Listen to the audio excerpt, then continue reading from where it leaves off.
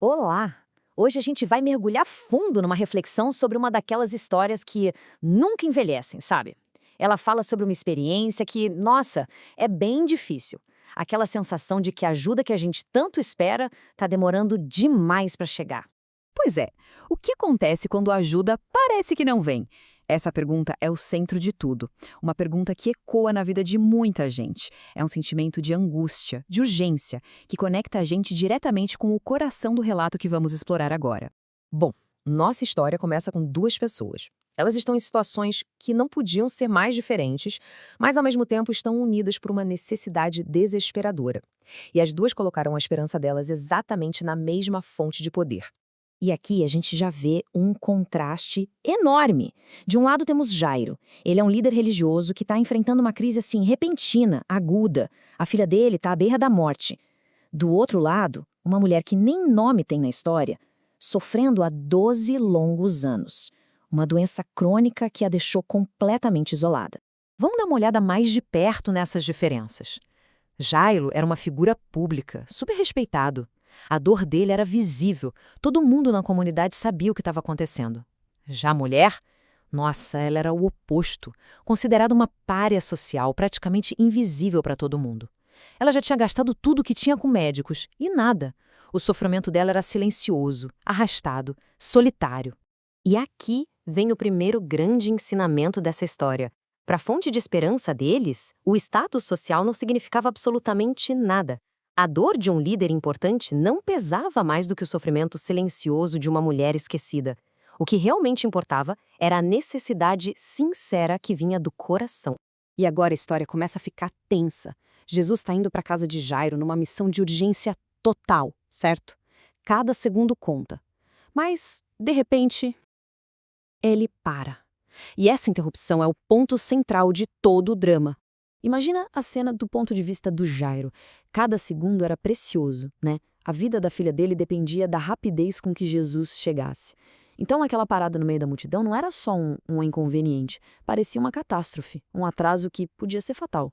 Só que o que parecia um atraso sem sentido nenhum na nossa lógica humana era, na verdade, um momento cheio de propósito divino. Tinha um plano maior acontecendo ali. Um plano que agraçava tanto a urgência do Jairo quanto o sofrimento de 12 anos daquela mulher. E essa pausa nos leva a uma reflexão muito pessoal. Quantas vezes, quando a gente enfrenta um obstáculo, uma demora, não surge aquele pensamento, se aquilo não tivesse acontecido ou se aquele tempo não tivesse sido perdido? A angústia do Jairo é algo que a gente conhece bem. É incrível parar para pensar na fé daquela mulher. Era uma fé silenciosa, quase secreta. No meio daquela multidão toda, vindo das sombras do seu isolamento, ela acreditava que um simples toque, um gesto mínimo, já seria o suficiente. A fé do Jairo, por outro lado, era pública, grandiosa. Ele, um líder, se ajoelhou em público e pediu para Jesus fazer uma jornada, entrar na casa dele. Ele precisava de uma presença física, de um ato que todo mundo pudesse ver. Isso nos revela uma verdade poderosíssima sobre a fé. As duas formas, tão diferentes na sua expressão, foram ouvidas da mesma maneira. Uma foi um sussurro, a outra um clamor público. A lição é clara, né? A forma como se expressa a fé não importa tanto quanto a sinceridade por trás dela.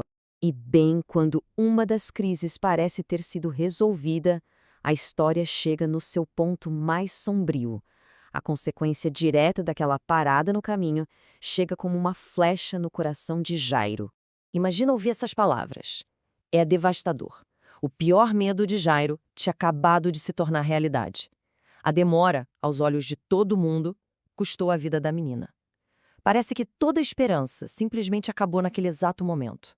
Mas no meio desse desespero absoluto, vem essa frase, uma ordem direta que corta todo o barulho da dor e do luto. É uma virada dramática, uma instrução para trocar o medo pela fé, mesmo quando tudo, absolutamente tudo, parece perdido. Quando chegam na casa, a reação das pessoas é de zombaria. Elas riem da afirmação de Jesus. Para elas que viam as coisas só com os olhos naturais, a morte era o fim, ponto final. Mas a perspectiva espiritual enxergava algo totalmente diferente. Não um final, mas um estado temporário, como um sono. E aqui está a tensão central da história. O que uma visão limitada enxerga como um fim, Uma perda, um fracasso, uma tragédia, pode ser, na verdade, só uma pausa divina no roteiro de um propósito muito, muito maior. Agora, as duas linhas da história, a pública e a secreta, se encontram numa resolução impressionante. As duas narrativas de sofrimento se encontram num final de restauração completa. E esse é talvez o detalhe mais profundo e comovente de todos. Ao curar a mulher, Jesus não resolve só o problema físico dela.